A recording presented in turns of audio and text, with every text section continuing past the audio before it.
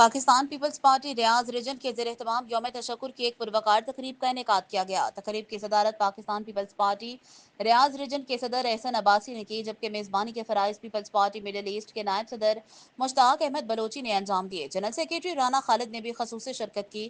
مزید تفصیلات جانتے ہیں زبیر خان بلوچ کی اس خصوصی رپورٹ میں۔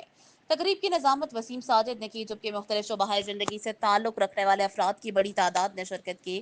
مقررین میں سردار رضا خان، احتشام جاوید کوہلی، اعجاز رحیم، ارشد تبسم، عدنان بٹ اور صحافی و اینکر پرسن حافظ عرفان کھٹانہ شامل تھے، جنہوں نے یوم تشکر کی اہمیت کو اجاگر کیا اور ملکی افواج اور قوم کو خراج تحسین پیش کیا۔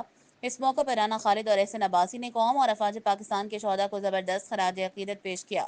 انہوں نے پاکستان پیپلز پارٹی کی قیادت کی بہترین حکمت عملی اور قومی موقف کو بھی سراہا۔ تقریب کے اختتام پر ریاض میں مقیم صحافیوں کو اعزازی اسناد پیش کی گئیں، جنہیں ان کی خدمات کے اعتراف کے طور پر دیا گیا۔ شرکاء نے اس تقریب کو قومی ہم آہنگی، اتحاد اور حب الوطنی کی علامت قرار دیا۔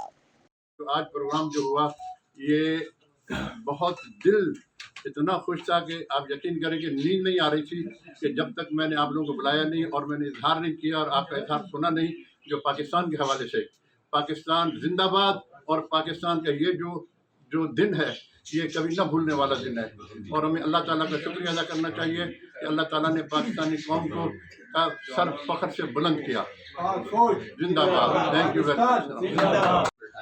انہوں نے بہت اچھا ایک مضمون لکھا ہے اسٹوری فائٹ کے حوالے سے، اور he tried to explain کہ ہوا کیا بیسیکلی۔ اب جنگ کس بنیاد پر جیتی جا رہی ہے؟ جنگ ہر جگہ پہنچانے میں مومن معاون ثابت ہے۔ اللہ تعالیٰ سے کا شکر بھی ادا کرنا بنتا ہے کہ اس نے ہمیں سرخرو کیا۔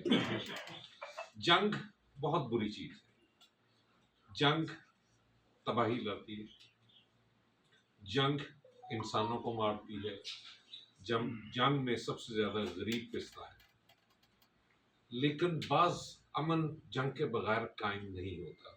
بعض اوقات ایک ایسا حفظ قرآن ملا اور اسی طرح ایک ایسے صدر پاکستان ملا جو عقل و فہم میں جسے ایک عظیم قائد کے نام سے جانا جاتا ہے، ایک ایسی جماعت ملی جس کا وزیر اعظم، اور ایک ایسا من جملہ جماعتوں کو ہم نے ایک سٹیج پہ جمع دیکھا۔